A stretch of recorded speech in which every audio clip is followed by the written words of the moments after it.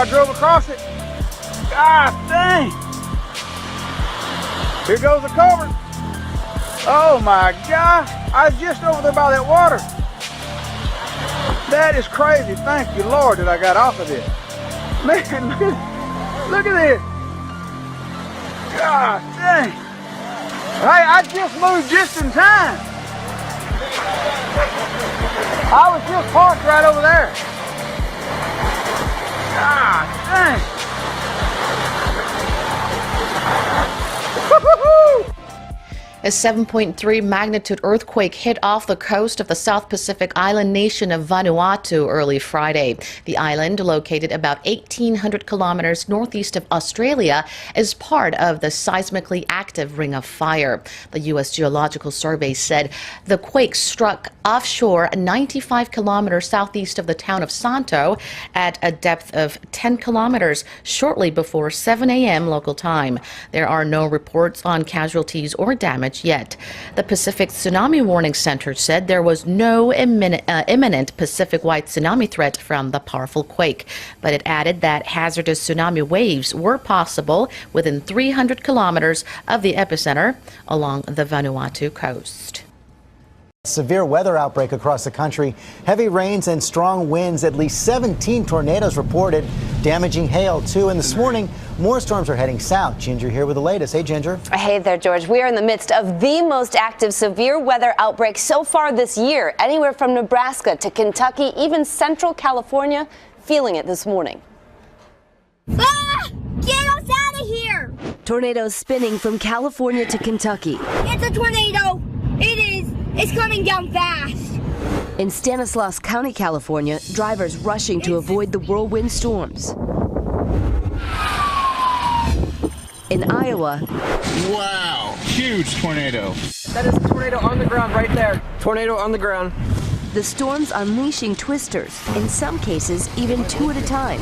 There it is, right above us. Recklessly slinging debris. This one rotating through central Illinois.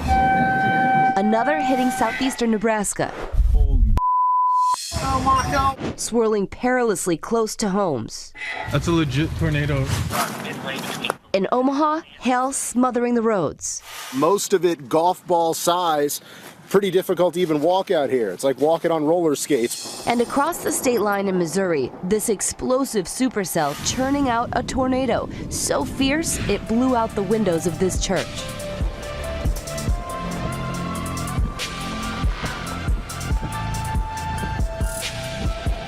Okay.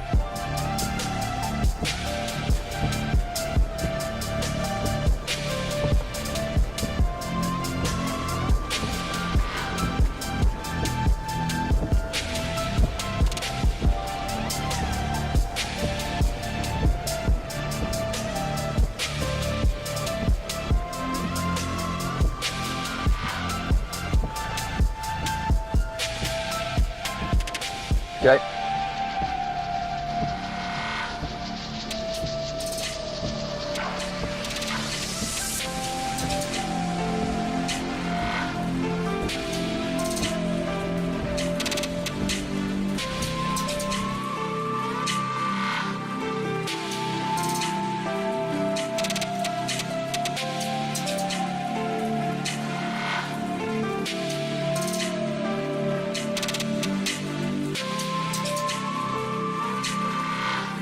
All right, check this out. See this lightning bolt? Well, that's a plane behind it. Can you see that? It actually got struck by the lightning. Now, this plane was headed into London's Heathrow Airport. It was one of 3 planes in the area that got struck by lightning that day. All the planes landed safely. Now, passengers described it as a white flash and a very loud bang.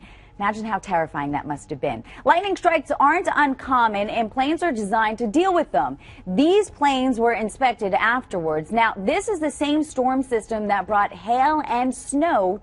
A mumps outbreak at Sacred Heart University. At least 8 cases on campus there. Just one of the schools across New England that's now dealing with this health issue. Yeah, we've been telling you about the mumps outbreak at Harvard. Now there's one here in Connecticut at Sacred Heart in Fairfield. And tonight, school officials are warning students to be careful. News 8's Jocelyn Mementa live in Fairfield tonight with what can be done to avoid getting sick. Jocelyn. Darren and Ann, the outbreak here at Sacred Heart University breaks down this way: 8 confirmed and 9 probable cases of the mumps, and they do expect more. Now, this all comes as the school year is winding down. Classes end on May 2nd. The students are required to get the vaccine, so most of them should be protected. Now, the mumps is a highly contagious virus. It can be spread by sneezing or coughing. People with it can spread the infection up to 2 days before and 5 days after symptoms develop. Our students are vaccinated, so they've had very mild symptoms, usually headache, fever, and then they develop the swelling. And the swelling has been small to large swelling of the jaw. Most are parotid gland swelling, and it's lasting 2 to 7 days, a few over 7 days. Most people are protected, but for some reason, some people's immunity starts to wane. You know, it's been a long time since they had a booster. Maybe the booster they had wasn't as effective, and that's what starts to happen. Plus, you get a college campus where kids are all close together. They're sort of living on top of each other, and we see a lot of germs getting spread that way. So you're not worried at all? No. I mean, I know I stay clean. I read the things they tell you to watch out for, like wash your hands or whatever. I mean, I share a bathroom with 20 other dudes, so I know it kind of gets a little dirty in there, so. Now, the tricky thing here is that the symptoms don't appear until 16 to 18 days after being infected. The students here are being isolated and told to practice good hygiene, as you just heard from that student, washing hands and not sharing drinks. Now, a reminder from the Connecticut Department of Public Health: if you have not been vaccinated, get vaccinated. The mumps can cause severe complications, including meningitis and encephalitis. Back to you.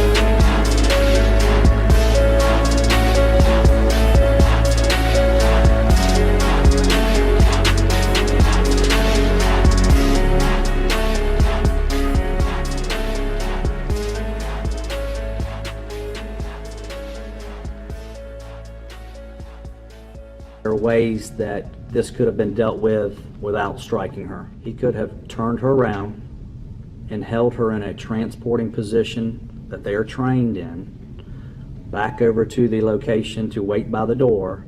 He could have stood there with her, but there was no need to strike her. A bomb scare at a Baltimore TV station. Employees evacuated after a man in an animal costume claiming he was wearing a suicide vest began making threats before SWAT teams eventually took him down. ABC's Pierre Thomas has all the details now from Baltimore. Good morning, Pierre. Good morning, Amy. Right now it's calm here at the station, but for a few hours yesterday, it was terrifying. A man wearing a surgical mask and a hedgehog animal costume claiming to have a bomb at Baltimore TV station WBFF. Shot 4 times by police. Man's down, man's down. The bizarre incident began at 1:20 in the afternoon when 25-year-old Alex Brizzi walked into the station's lobby. He claimed he was wearing a suicide vest along with his outrageous outfit. His demands that the station air what was on a flash drive. We're all inside working on our stories, and our security guard comes in, and you can tell he's very urgent. He says everyone needs to evacuate now. The security guard was able to keep the suspect calm for roughly 30 minutes before leaving the building himself. More than an hour later, the suspect suddenly leaves the lobby, confronted by SWAT teams, shot 4 times. We got some action. We got some action. Man's walking out. Man's walking out. Police eventually using a robot to disarm the suspect, only then discovering he wasn't wearing a bomb. The wires and circuit boards on his body covering candy bars, not explosives. Overnight, Breezy's father said his son's mental health had recently unraveled. And then he came home. He just broke up with his girlfriend, so he was in, you know. But it looks like he's just had a mental breakdown. As for motive, police are still investigating, but family members fear he was trying to commit suicide. A Donald Trump rally in California was the target overnight of some of the worst political violence of the presidential campaign.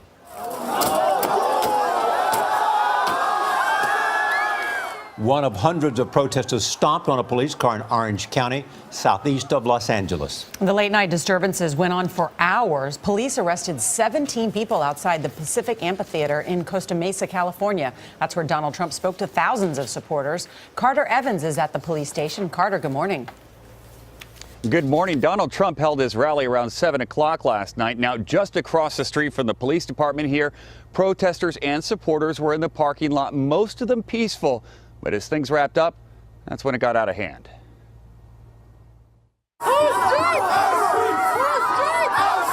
Hundreds of demonstrators rallying against Donald Trump poured into the streets of Costa Mesa, California overnight.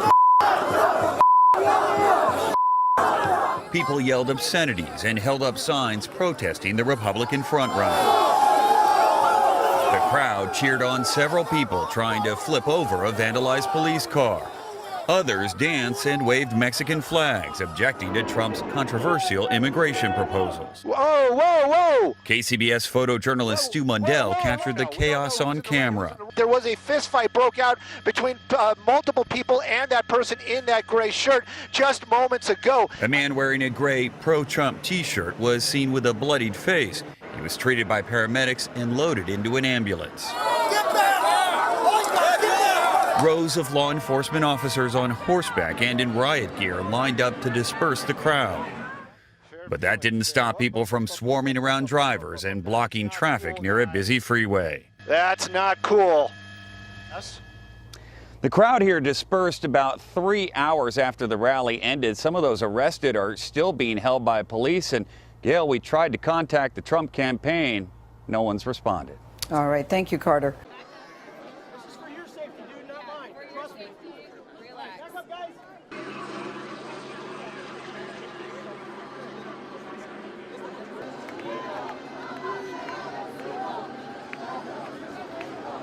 I have to still keep reading things on him, but this helped tonight to be here. I've never been to a rally. I'm going to help her change her mind.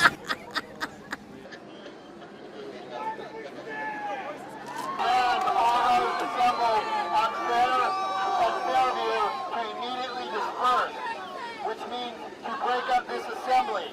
If you do not do so, you may be arrested or subject to other police action. He just has the energy, he has the enthusiasm, he knows what we want, okay, and what we don't want in our government as it is today, and that's what we're looking for. Does anyone have a towel? Anyone have a tissue? When they stole his hat, he didn't assault the girl. Who's burning? Keeps the pressure on. Hey, can you guys get the camera out? Yeah. Moscow confirms that it has intercepted an American plane in the Atlantic Sea, saying that the aircraft had approached Russia's border while its transponder was off. The Defense Ministry has warned that the U.S. Air Force will face similar interceptions if its planes either fly near Russia's borders or turn off their transponders needed for ID. Earlier, the Pentagon announced that a Russian Su-27 fighter jet had performed a maneuver around the American plane in an unsafe and unprofessional manner. It also warned that such moves had the potential to unnecessarily escalate tensions between the two sides. Earlier this month, Russian jets buzzed a U.S.-guided missile destroyer in the sea. In response, Russia accused the U.S. of intimidation by sailing the destroyer close to its border. The two countries have been engaged in military encounters in the region over the past 2 years.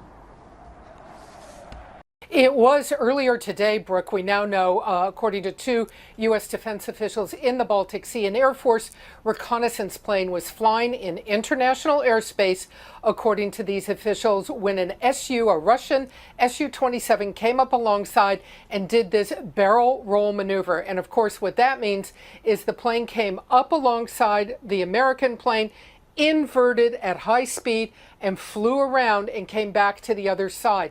This is a very high speed, very dangerous maneuver, and it's estimated the Russians came within 100 feet of the U.S. aircraft. The U.S. is very opposed to these kinds of maneuvers. They are very dangerous, the U.S. says, and they can lead to absolute disaster in the skies. The question now, it's the second barrel roll this month, also a U.S. Navy warship closely intercepted by Russian aircraft who flew with just in a few feet of the Navy deck. What is Moscow up to? And if U.S. officials tell me they are still uncertain whether these dangerous maneuvers are being ordered at the highest levels in Moscow or whether these are Russian pilots out there hot-dogging, taking tremendous risk. Security forces in Paris responded with tear gas as masked youth threw bottles and cobblestones. Clashes also erupted in other French cities, with 124 people arrested around the country. The clashes came as at least 170,000 workers and students took to the streets in a new push for the withdrawal of the proposed labor law.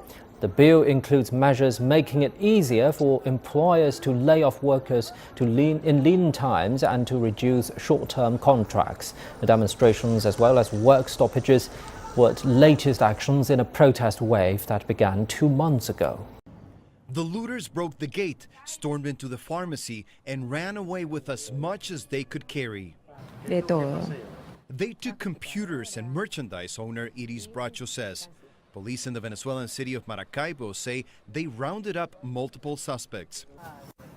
In this highly polarized country, everything is explained in terms of politics. Delincuente. Criminals paid for by the opposition are bent on disrupting the country, this local official said. Tensions have risen in Venezuela since the government of President Nicolás Maduro issued several decrees to save energy. The extraordinary measures include 4-hour rolling blackouts and imposing a 2-day work week. The president says the blackouts are an emergency measure. Water levels at the dam that provides 75% of the country's electricity are at record lows due to a severe drought caused by the El Niño weather pattern. Here's a look at the drought conditions. You can see that darker shading of red for northern Venezuela. Exceptional drought conditions. The 2-day work week is already disrupting life for many. Venía a mi cita de pasaporte. Edgar Febrero learned the hard way when he tried to renew his passport. No government employees. I'm disappointed and angry, he says. They're systematically destroying the country. Daily life for the average Venezuelan goes well beyond inconveniences. We've seen food shortages, medicine shortages, now basic services, electricity, even water, that is not reaching a big portion of Venezuela's population. Add to that the highest inflation rate in the world, which has made the bolivar, the local currency, lose 98% of its value on the black market since Maduro took office in 2013. Rafael Romo, CNN.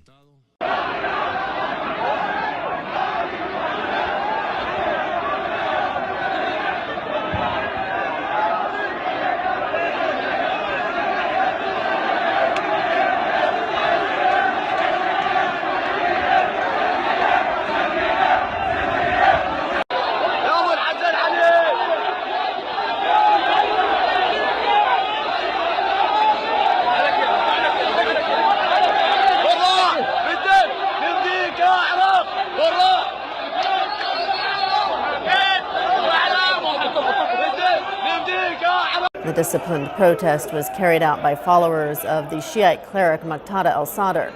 Some of them entered the parliament building and prevented a number of parliament workers and some lawmakers from leaving the building. The protest came after a speech by al-Sadr in the holy Shiite city of Najaf. He has accused Iraqi politicians of blocking efforts to implement political reform aimed at combating corruption.